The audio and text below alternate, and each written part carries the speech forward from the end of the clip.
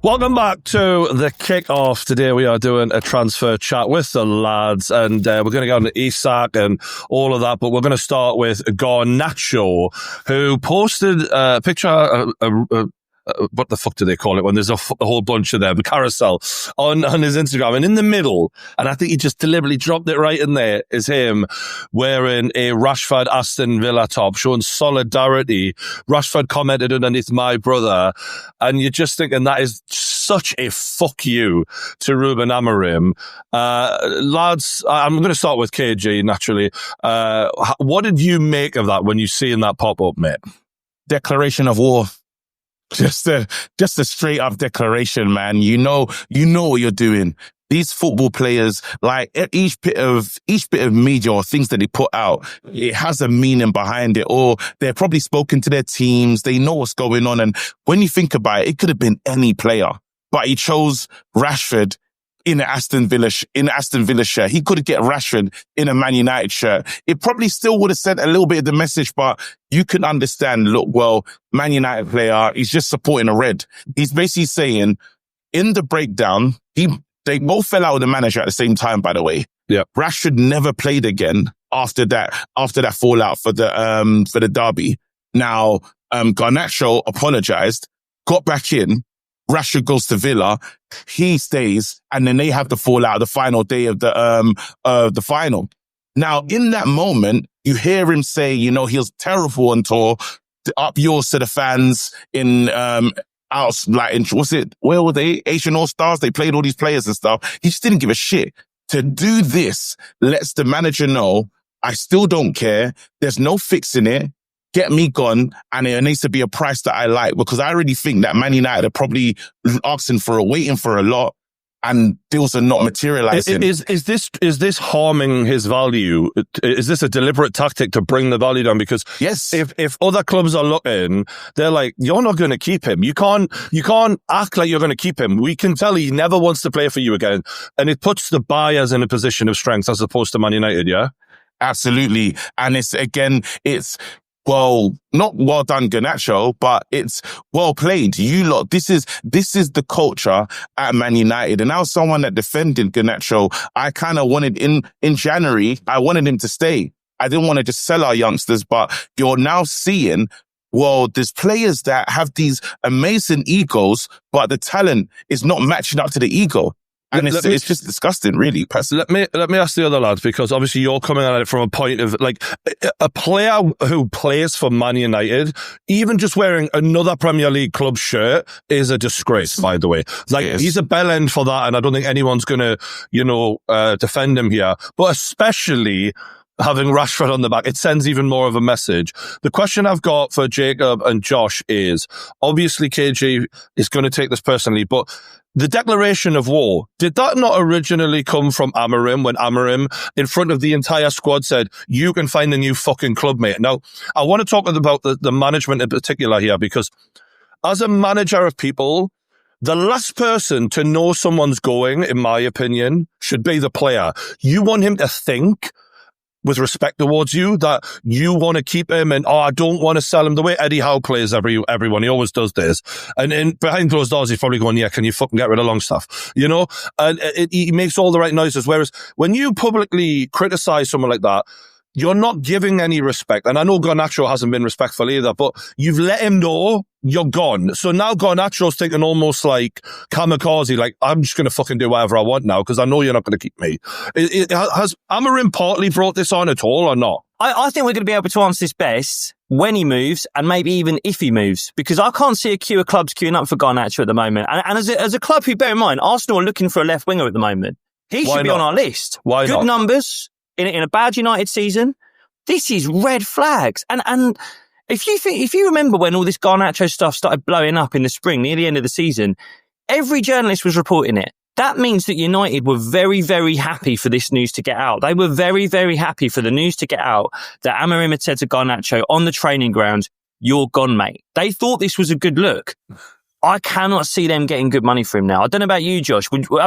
Chelsea are interested. Do you want 60 million going on this kid? Well, it was a meme at this point where Joey and I were just sort of actively, aggressively not wanting Garnacho. And my stance hasn't changed. But let me answer your question directly, because then I want to talk about Amorim's perspective on it as well. Right. I don't want Garnacho anywhere near my club. There's a mentality thing in modern football that I think is incredibly important and for the unity of our squad. Chelsea apparently have got like quite a harmonious squad right now. It seems like everyone's getting on with each other and the players actually really appreciate, well, apparently the manager, and like working with each other. So bringing in an ego into that, someone that feels that they're better than everyone else, makes me really nervous. And I think there's a general point at the moment about how mentality can actually affect football clubs, and how, in a weird way, if I was in a scouting department right now, mentality would be right up there in terms of the data and the numbers. Like if I've got a player that would run through brick walls for me, I'd rather them be in my team. But let me make a point on Ruben Amorim for a second here, because while I understand the economic point of saying publicly that you don't want to go for a player and you don't respect them, I actually respect the sort of the mentality of the manager saying, look, if this guy doesn't have the mentality and doesn't have the drive to be in my team, then why would I want him in the team? Like, unfortunately, to say this, but Man United have had a series of quite bad apples in their club. They've had a series of players that have rocked the boat, that don't really want to be there, that actively are looking elsewhere. We'll talk about Rashford as a key example of that, and ironic that Garnacho is wearing that shirt. But I do think that there's something in a strong manager being able to corral players and be a leader in the pitch. And if you get to the point in which you're questioning that manager's authority, you're effectively neutering his ability to do anything at the football club. Like we've seen it again and again at Chelsea with managers that lose the dressing room or lose the backing of their players, and then it's done. But it can work the other way around as well from a board level. If you're not seen as a manager to be a leader, then you're fucked. You might as well just leave.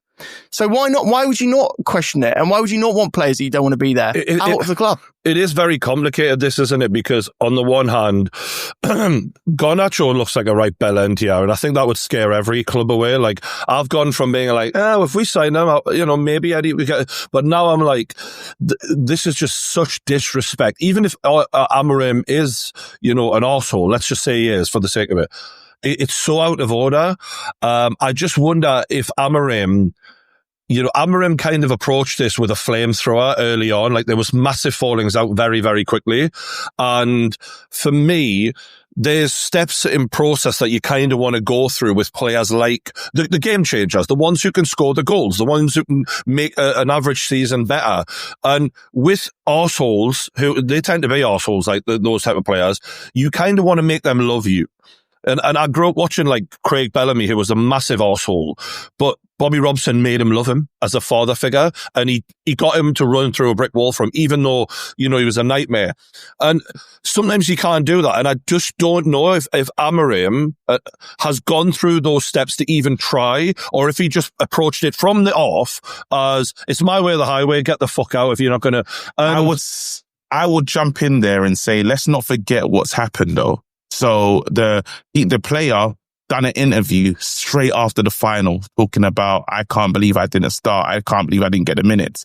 And it took the manager by surprise, because he's in a press conference and said, this guy just said this. What do you think? And he's thinking, mate, he's missed loads of chances. This is not talking like someone that's one in one. Every time he plays, he scores. He misses chances. So it's a bit disrespectful coming out now. And then your brother's online as well, which is, it's almost like everyone has been told, this is the message, put it out there. You can't do anything with that. And this is someone that understands what the manager's looking for. When he dropped him for the Man City one, he didn't really say anything.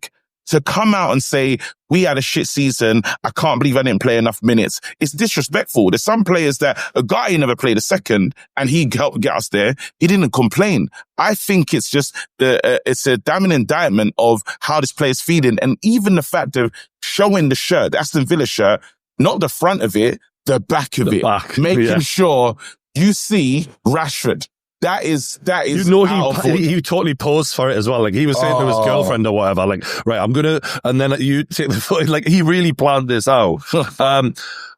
God, it's a nightmare. And he posted that whole stats thing about his goals and finals. Do you know the real problem for Amorim here? Strengths for a manager comes from what you've done, your results. And Amorim is in the weakest possible position a manager can ever be in now because he has had a historically bad time at Man United. So that's why Garnacho's like, who the fuck are you anyway, bro? Like, you're a nobody at this club until you actually sorted it out, and you're miles off of that. And I'm questioning you because your track record is dog shit. So, yeah, I think Amorim needs a good start in next season to prove that all of these actions are right. Well, just to end this Garnacho thing, does he move from Man United this summer and he's holding out for a Premier League club? Does that happen, yes or no? And now, a word from our sponsors. Have you had a random phone call in the last couple of months? The ones where there's a random number and they're trying to sell you something, or even worse, trying to con you? Well, that's not a coincidence. The chances are your data has actually been compromised. It can happen to anyone. And if you want to take control of your data, check out the Incogni link in the description below. You can get 60% off your annual plan on me. Now, the reason this is actually an issue is online there's these shady guys called data brokers. They go and scrape the internet for your personal details, your email, full name, address, even your political affiliation. And they then sell that to marketing firms or third parties. And it's gotten to a point where victims have come forward and said that they've been scammed by people using AI voices on them to trick them into giving up their money. And of course, they go after the most vulnerable people, which is why this might be something you want to recommend to others as well. They're always offering high interest loans or sketchy financial products. And this is where Incogni will come in to protect you. They reach out to these data brokers and demand on your behalf that your information be removed from their database. And they don't just stop at that. They are constantly policing the internet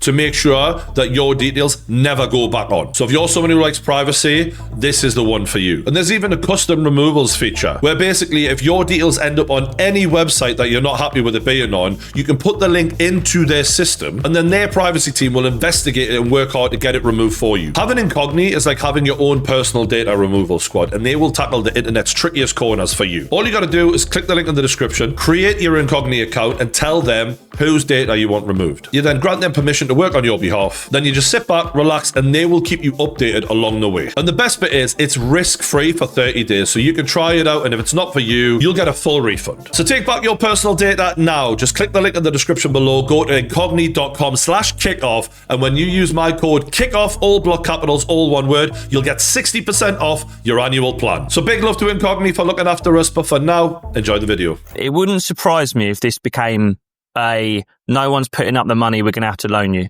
Yeah. It really wouldn't surprise me. It's similar to Anthony last year. It wouldn't surprise me if it was one of them where, fair enough to United, they will hold out for above 50 million quid. I think a young player, did he get 13, 14 goals last year, KG? Yeah. That's seriously good stats. Like that is really good. For his age, yeah. For his age. And I think for his ability, let's be honest, this isn't It's like a decent player. He's a decent player, but we're not talking about a Lamine Yamal level talent. Do you know what I mean? To squeeze that out in a bad United team, I think it's impressive. But I see him going to one of you lot's teams. Anyone on this panel could inherit Garnacho, and you're not getting a bad player. You're not getting a bad player. This is the thing, Brian, you were saying about how Bobby Robson handled Bellamy. To give Amorim a little bit of leeway, I do think this is a trend nowadays. You get managers now, they're closer to the player's age. They're late 30s, early 40s, and it's not that father figure thing. They ain't having it. And they come in with a really strict set of ideals, with a culture, with a way of playing football. And if you don't fit, fuck you. I remember Enzo Maresco, when he came into Chelsea last year, I remember he straight away said, Sterling's out. That's not what I want. And we were the suckers who fucking took it. I don't see Arsenal making that mistake again. And this whole Instagram, this is such a red flag, man. You think about someone like Arteta, a culture guy, someone who wants prefects in his team. I don't want to shit on the guy because like there's plenty of players who have a booze over the summer and no one cares. Like look at Ross Barkley, he's vibing harder than any of us, right? But the other pictures on that little carousel Instagram thing of Garnacho, he's boozing, he's out with his mates, he's clubbing. If you think Arteta's looking at that and saying I want that instead of Rodrigo, I don't think he gets a move. Yeah. I think he will. I think he'll get a cut price move. I don't think it will be a loan because I feel that because he's got 20 years old, he's only 20 years old. I think he's got a huge amount of potential. And I do think someone will take a gamble on him. Do you know a weird shout that I think could actually work? I know KG is trying to flog him to the highest bidder, so I'm sure he wants Chelsea and Arsenal to bid and Newcastle as well. I could see the Aston Villa thing being a thing. I don't know if this is a bit of a cryptic message, let alone for the Rashford thing. Or a Forest, because we're supposedly buying Alanga for them. They'll have some cash.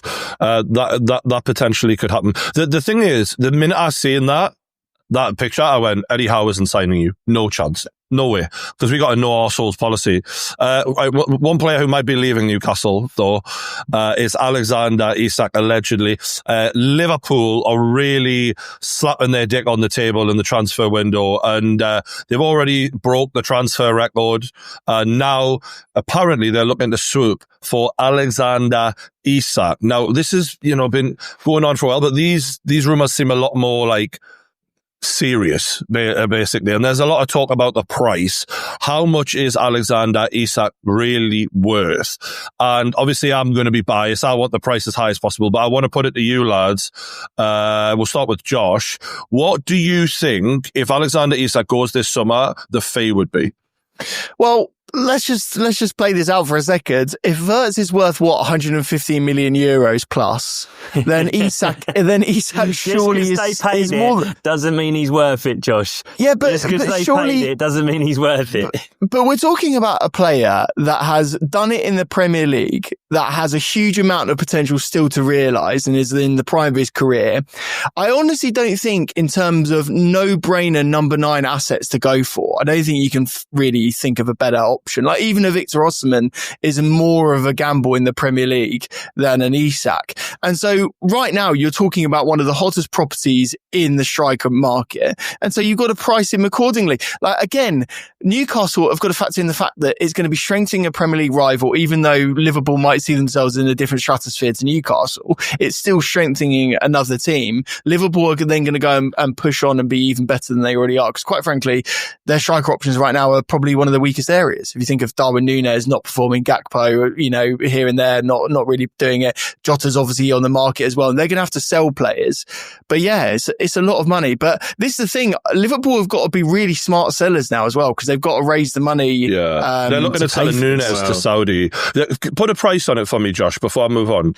I think personally, I would be going for north of 125 million euros if Wirtz is 115 euros. Euros, yeah. So. Just put a number roughly on the about 115 million pounds, roughly. Really? Okay. I'm getting higher. What are you saying, KJ? I'm getting 135 million.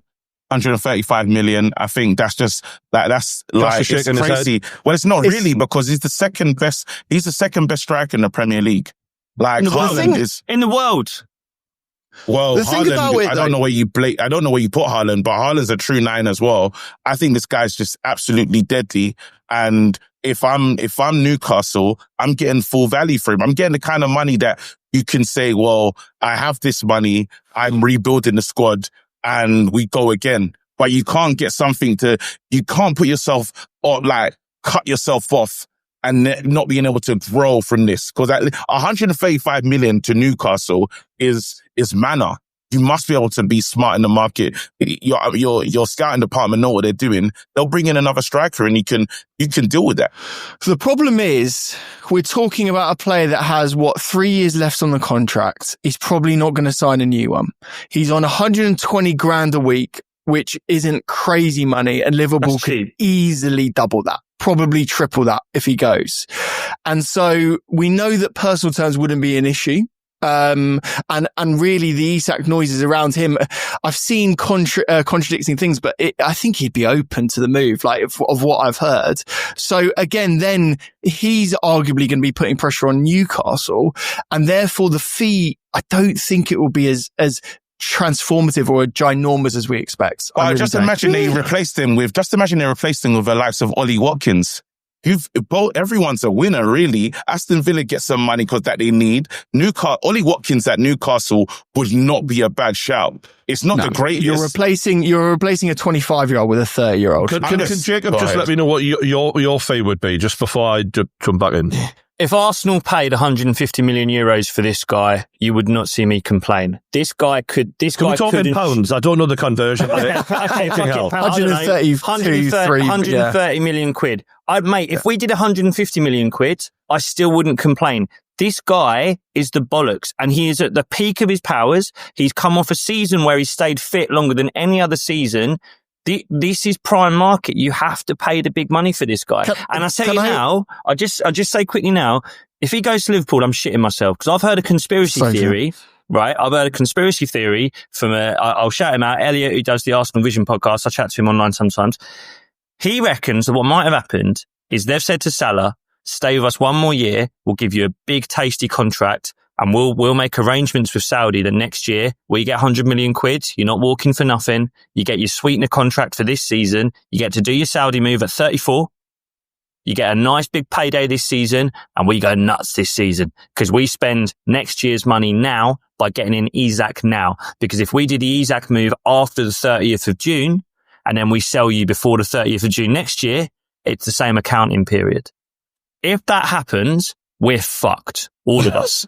If they've got Isak, Salah and Wirtz in the same team this year, don't bother going to Anfield. When Super Sunday happens and your team goes to Anfield, go down the pub and make sure it's one that don't show football. Go to Spoons. Because honestly, it's a bad year for all of us. That if Michael Edwards does that, he needs a statue. Just on the valuation then, because that's a terrifying thought from Jake. 150, you can't complain. This guy's so there's no other surefire bet. There's no surer bet than Isak coming to your team this summer.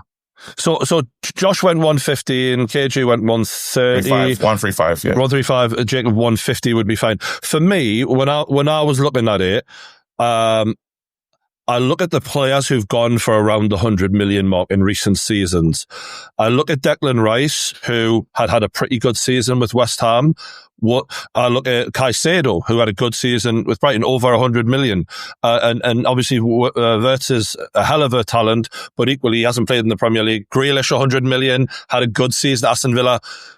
That was 4 years ago. Now, we all know inflation is happening, especially in football. That was 4 years ago, the 100 million for Grealish. I look at Alexander Isak, who's had back-to-back seasons where he's shown he's easily as good as Erling Haaland, in my opinion. And actually, you can make a case from being a better all-round footballer and therefore more attractive to certain teams because he's a better footballer.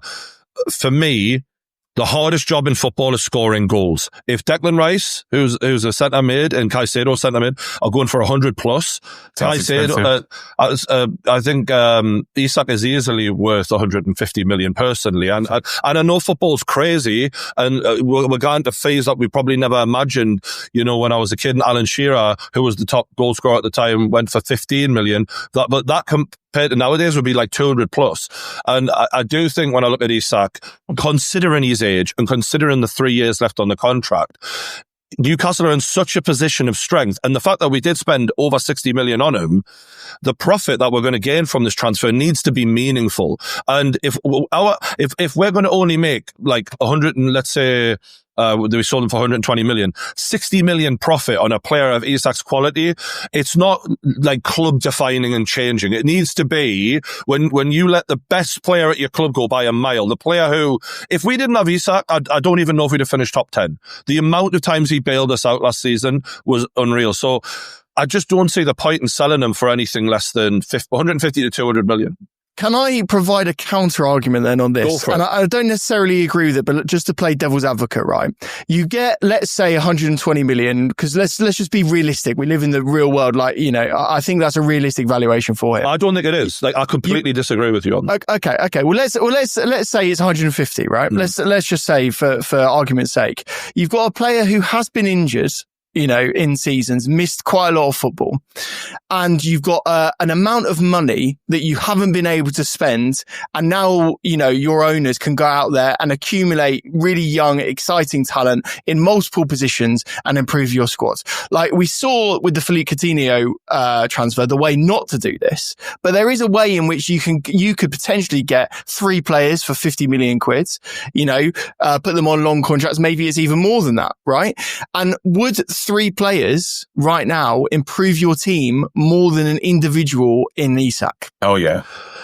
I know the logic would be yes, but when you watch Newcastle last season, like, it's not a coincidence that there was a curse over our club that was broken last season by Alexander Isak. Like, he scored the goals against Arsenal in the semi-final. He scored the winner in the final. Like, he is a game-changing footballer. Like, there are, I don't know, 5 to 10 of those in world football. Like, who can do it. Like, there's a lot of players who can occasionally come up with a winner. He does it every fucking week, pretty much. And yes, he carries knocks, but overall, his fitness over the whole season wasn't bad. It was just at the end where, because we have such a paper-thin squad, which is our fault, not really his, he suffered. So normally, I'd agree with everything. That's a very logical point. It's just like Alexander Isak breaks the rules of football in that, like, for example, Jacob Murphy. Do you think his stats are just a coincidence that he had a really... It's because you just have to give the ball to Isak and he does the rest. Yeah. Like, yes, Murphy played well at times, but he's also a horrific footballer at times. And it's just give the ball to Isak. The amount of games where I'm sitting there screaming, going, just give it to fucking Isak. Don't worry about any tactics. Just give him the ball. That's the level of quality we're talking about. And Mbappe, I've watched him play regularly. I don't think Mbappe is any better than Alexander Isak. And yet, if Mbappe had actually gone for an actual transfer fee, it would have been 200 million. So that's where I'm at on him. And I understand that he has ambition. I just hope we get another season with him, and then maybe he goes to a Barcelona when Lewandowski's ready to wrap it up or whatever, rather than an opponent. Because as much as I think Liverpool are on another level to us right now, our goal is to one day challenge for the Premier League. If we give him to them, they get higher and we go further down, and the gap becomes, insurmountable in the next few years. We're almost going back to square one, it feels. But just to wrap this up, lads, does this happen in your opinion? No, I don't think this happens at all. I think he stays. Don't get twisted. Darwin changes things. But I don't know if they can get Darwin off the books in the speed that they would like to. I think it'll be painful for Newcastle if it happens at the end of the window and you don't get time to go and find the right person. That'll be devastating for you guys. So, my perspective on it is that he will move next summer, because you know what it's like when you've got 2 years left on your contract. That's kind of the window in which you need to do something, and it's probably where you get the most money possible. You've made a very good point, though. Here's the thing: Newcastle obviously this summer will want to re-sign him on a new deal.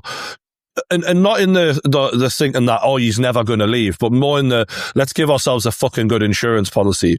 His agent, if we're knocking back 120, 130 million or whatever, can now go to Newcastle and go, well, you've proven what he's worth to you. Show me the money. Do you know what I mean? Amy, right. Our wage structure is very set in stone.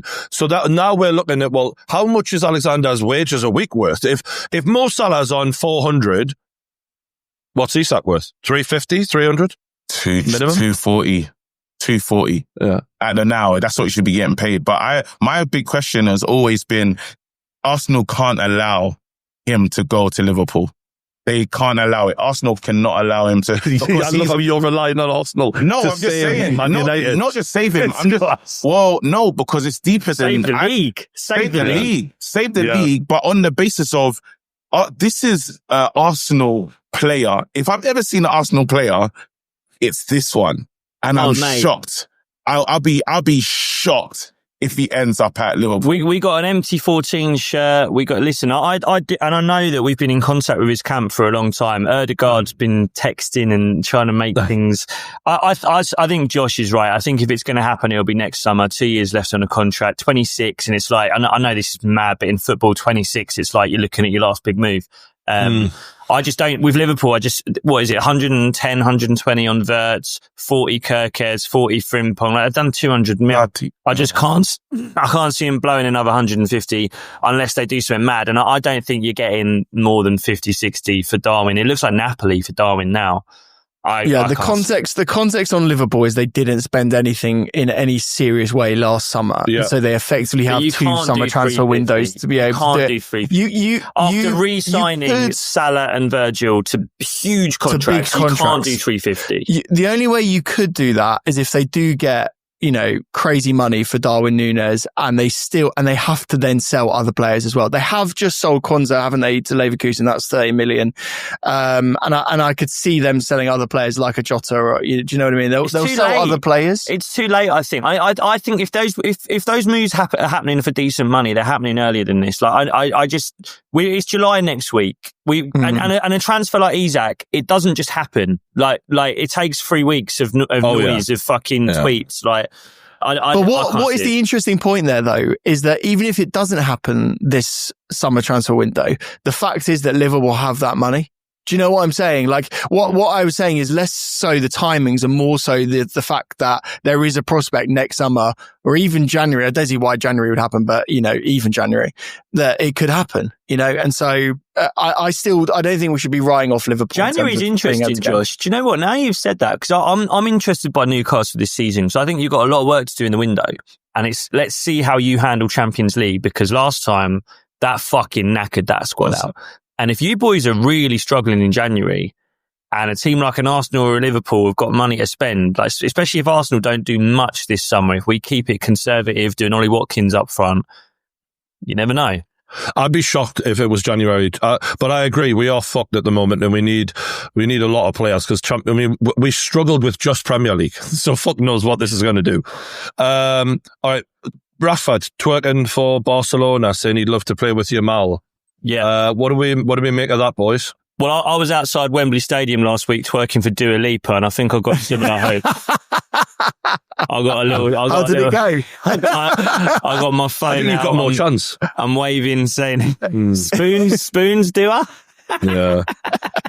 Of course, everyone would love to play with Lamine Yamal. Everyone wants to play with the best. Hopefully, we'll see. He's to a Spanish interviewer as well. Like he's obviously having his people reach out to them to put the feelers out, sort of thing. I don't know what he's thinking. Honestly, like, I don't know what's going on. Him, his brother, like, I don't know what this transfer strategy is, because there's always been Barcelona. As soon as Nico Williams got there, the dream should have been over. But now he's rebranded and said, look, I've looked up Thierry Henry and I would like to play in the 9. Everyone knows Rashford wants to come in from the left, and he's a left-sided player. That's it. That's where he wants to play. That's where he's the most dangerous. Straight down the middle in the kind of looking after Lewandowski minutes, because he can't play all the time. It still doesn't make sense to me. If I'm Rashford, I had to take Barcelona off my mind and think about where I'm going next, because I thought that's his only option. AC Milan really wanted him before Kyle Walker. And look what happened. Like, it's really bad. Bayern, those are the clubs that should be in for him. And he's just... It doesn't feel like that's happening, does it? Right now, it feels like the noises are that he might end up staying at Man United. No chance. Not with Amorim. There's no chance. There's no chance. Amorim said he'll rather start the guy with the limp, the 60-something-year-old man, than him. There's no chance. That was a classic quote. There's no chance. No chance. Is there any update on Sancho, lads? Have you heard anything about his transfer? They're talking about him, Napoli. They've said Napoli as well, but they said the wages are a bit high. But he's just waiting. This is it. This is 600 grand's worth of wages. This is 600 grand's worth of weekly wages between those two players. And I don't know where they go. It's funny how many Man United players are... They're all framed the same way to everybody else. Like... Anthony actually doesn't seem like a bad kid, to be fair to him. Yeah. He does seem like he can play at a certain level, and then when it's like, in the cup final against Cucurella, disappeared. But I think he might get a move away, but even that could be tricky. But then you've got Garnacho, Rashford, and Sancho, who everyone just views as like toxic, and no one wants to touch them. And you just barely going to get loan moves, possibly. I think Sancho's clever because Sancho's got a year left on his contract. So he just needs to see it out, get paid by the club, and then get a hefty transfer fee for himself, hasn't he? Yeah. So he's got the club by the balls. It's Rashford that's the interesting one, because he's still got years left on his contract. And I feel like it's him, it's another loan. It's a loan. Moving on to sorry, but Anthony as well. Robert is still really interested in him. And they wanted him, didn't they? That's 150 a week as well. And this is the mad thing when you look at the squad building at United over the last few years. Those 4 players we just mentioned, they all play the same position. I know. You don't want any of them. You don't want any of them left week. KG, do you think this is why the Mbeumo deal is stalling? Because you haven't been able to get these guys off the wage bill? Well, apparently... I think when the whole talk of strikers was available, you have to pump your brakes and say, well, Gyökeres, if that does happen. So I think because we've only got a certain amount of money to play with, and it's either Mbeumo or Gyökeres. If he's available, you have to go for Gyökeres, innit? But then I don't know what's going on I don't know what Arsenal are doing in terms of what striker they're going to get. The Mbeumo deal has really slowed down. That's very interesting. I have a feeling that it is all directed to the movements and the positivity they've had around some of those moves. Like, I basically think they've had conversation with people. They thought they could get rid of one or two of those players that we've mentioned early in the window. They haven't been able to. And now it's panic stations. Like, I've seen Mbeumo looks like a dickhead though, doesn't he, Josh? Because he came out and he said Man United or the club. Yeah, he did. And now you actually could have got your options. He'll be a Man United player. He'll be a Man United player. He will be a Man United player for sure. I keep seeing all the positivity around Man United in terms of, we can get all of these players in. The financial situation is really good. We've created a new limited company in the UK, and so the PSR situation is looking rosy and we're really happy. But there is stuff behind that. As you say, the wage calculations come into the PSR, sort of like, the maths. And so I do think there is a situation where at the end of the window, you're not able to, like, you've got these guys contract ready to go. Like, you can sign it, but you can't because you haven't been able to get these wages off the bill. And also, if it is a loan and you're still paying half of Sancho's wages, that's 175 grand a week. No, but you're forgetting Lindelof's off the wage books and he was on a high salary as well. Lindelof's gone, Eriksen's gone, and those two players alone but not Josh been must replaced. be right to some degree, because otherwise Mbeumo would be holding a Man United shirt right now, wouldn't he? I think it's literally because we have to choose what is next. And if the Mbeumo fire looks like it's sorted, he wants Man United, it's clear. I think we was really looking at a striker because we don't have no money to do something after this. After Mbeumo, it could be potentially Bruno false nine. We're gonna have to be really creative. That's scary. We're gonna have to be creative. We're gonna have to be creative. But so we're deciding it's him or him, and by the looks of it, it's gonna be Mbeumo. Well, let's be honest, you could end up playing him up top, couldn't you? Because you're gonna have to. You're gonna have to play him or Cunha up top, aren't you? Yeah. If you don't sign a striker. Just moving on to the Mudryk situation, lads. Mudryk's become sort of a cult figure on this show for a long, long time, because we sort of witnessed his birth at Chelsea on the kickoff, and Josh took to him like a duck to water, right? We always have those players who we love. Mine's Lewis Miley. We have a player who we just want to see him win, and Josh defended him with everything he had for a long time, and unfortunately, and it's shocking, really, that he's been done for performance enhancers, because no one was impressed with his performances. Now, well, I was outside of Josh, bless him, and he's looking without at the drugs. Imagine it was It's like that joke where someone goes, "Hey, I'm useless without coffee," and you're like, "Well, you must never have had coffee then." He is it's a bit like that, Mudryk. It's amazing, but look, potentially looking at a 4-year ban. Josh, what do you know about the situation in terms of like the future of Mudryk? And, will his contract get cancelled? What is the situation? Well, the breaking news isn't really breaking news. We saw a load of press this week saying that it could be a 4-year ban, which we knew as soon as he was convicted, or sort of, I suppose, the test actually happens. So nothing really has changed. Basically, the A sample is still there. We don't have a B sample for him, but let's be honest, he's probably felt the B sample as well. I mean, I just want to put it on record right now that it's a giant conspiracy theory. It was on the international break and that he's been spiked, but forgo me and my conspiracy theories. But yeah, look, I think the fact is, if he is banned for any longer than 2 years, bearing in mind this happened in December, so he's only served like 6 odd months of the ban so far. So the best case scenario for us is that it's an 18-month ban and he comes back and plays for Chelsea, which I think could happen. I think they wouldn't immediately sell him if it was an 18-month ban. So basically out for the entire season. Brilliant news.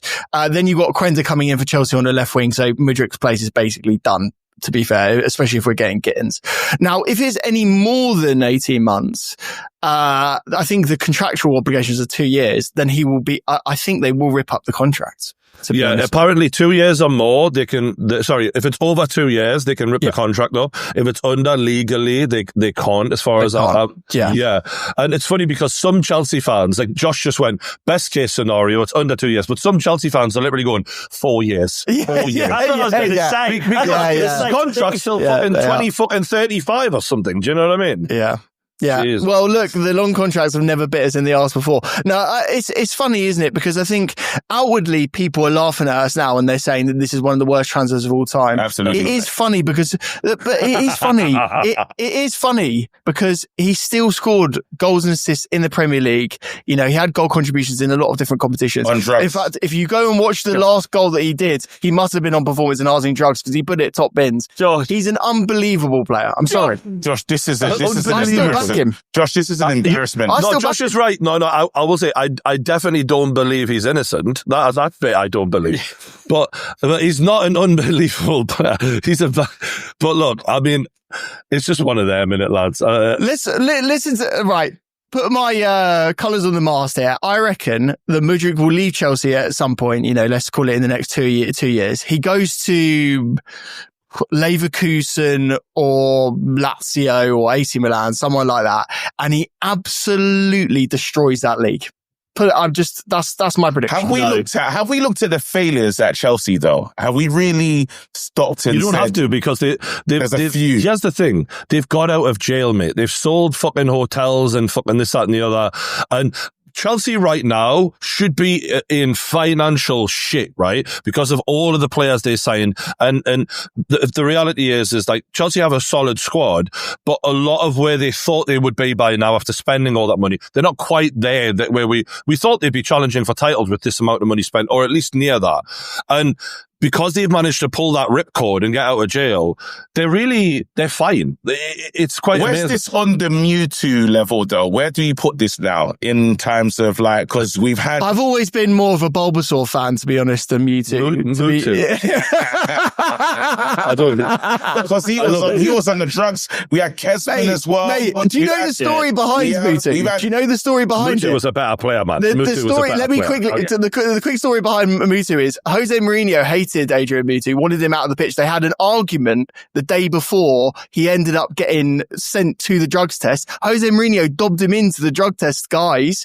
He ends up getting the drug test and then banned. I love Jose. This is I love him. like the He's a story legend. behind that is hilarious. No. Mudryk is way better than Adrian Mewtwo. Way better. No, Mewtwo was a better no, he's player. not. Way better. Talking about? No way. Way better. Josh, he's never been a regular starter for you. How is he better than Mewtwo? Mate, honestly, Mewtwo was mustard with this, at the point. if he hadn't have got banned, he would have been playing week in, week out. He's better than But he Sancho. did. Oh, God. But he did get banned. What are you talking about? He's better than Sancho.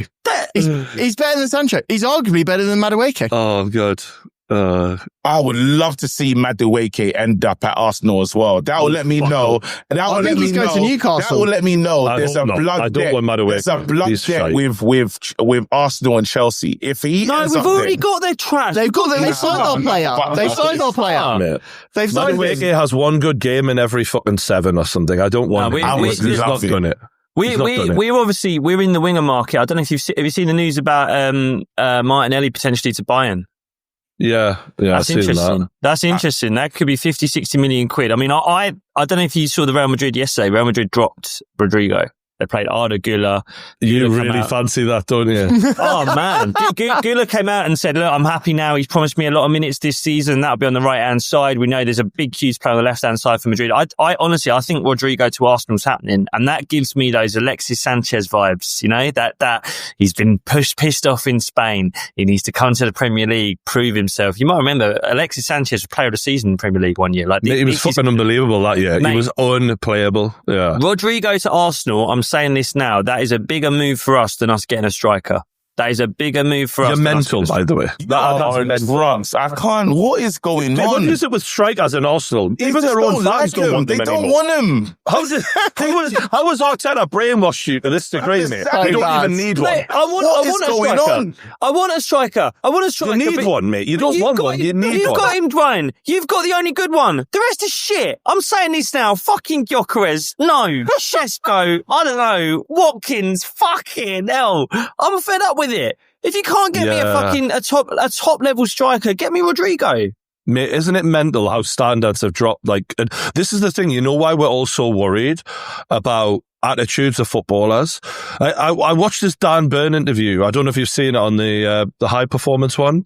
And he's haven't talking seen about it. Eddie Howe and how Eddie Howe does tactics. Seems pretty fucking intense, right? Like it wasn't just like you going forward, you stay back when he goes forward. It was like they've all got like 8 individual roles or something that they have to be. And then when someone does this, then you do that. And there's a whole bunch of triggers, and there's words that they'll shout from the bench to trigger certain moves. And the intricacy of the tactics of Eddie Howe, it really hit home. Like, this is why you turned chicken shit into chicken salad, because like they went from Steve Bruce just eating pork pies and downing pints of fucking Guinness every night. He literally apparently lived in a hotel. He just lived in the pub every night. And then they've gone to an actual fucking masterful tactician there. And if you have a player who doesn't buy into the team, it's fucked because of the Pep Guardiola style of football that's taken over now. And those individuals that used to, you know, even though Isak's one of them, we used to have a whole bunch of them in the Premier League. Like, it used to be, how many great strikers we had in the Premier League in that era that you're talking about? Fucking Fowler, Cole, Shearer, Michael Owen, like Van Nistelrooy, Thierry Henry. Like, this off the dome, like, there's loads. You're lucky if there's like one in each league right now. Yeah. One. Yeah. In a league. Yeah. Fucking mental, man. And you've got him. I've got some breaking news, transfer news relating to Newcastle that I'm sure Brian will be very happy about, especially when we're talking about strikers there. Negotiations between Newcastle and Burnley are underway for James Trafford. I'm sure you'll be very happy with that one, Brian. He changes everything for you. Actually, it is a really good signing that. No, because Nick Pope, do you know when your goal, I mean, a lot of us have experienced this, especially in this group. When the ball goes back to your goalkeeper and you instantly get nervous as fuck, that's not supposed to happen. Right? When that happens, it's because your goalkeeper is a fucking liability. And Nick Pope has done things that I'm not cool with. And also, he was a very good signing when we first, got the cash. He got 10 million for a lad who really England squad player. But we need the future. We need someone who's going to literally carry us. And I've heard things about this lad from players who are watching, players who played with him. They rave about how good he is. They say he's the future England goalkeeper for the next 10 years or whatever. So, yeah, Josh, he's better than any of your keepers, Josh. I don't know why you're trying to shit on Brian. Mate, I know how shit our goalkeepers are. I know how shit our goalkeepers are. We're in for it. We're in for him. We're in for him. Do you know what, though? Chelsea are in for everyone who Newcastle are in for. Yeah. And it's basically like they're copying our homework. They've realised how many shit signings they've done. They've been doing this for years. Chelsea is for everyone now going, everyone is in for. Chelsea are an agent's dream. Like, agents are going into every Premier League club and going, by the way, it better be a good salary because Chelsea are interested, and every club are going, yeah, we know, they're always fucking interested. They're peeping outside every exec's window saying, who's on your list? Who's on your list? Guys, Sanchez will be the goalkeeper for Chelsea next season. I will be dealing with that pain for the rest of the season, preparing myself for it now, to be honest with you. All right, we'll wrap it up there. Big love to the boys. Don't forget to check out all of their channels, hit the like button, subscribe. We'll see you on the next one.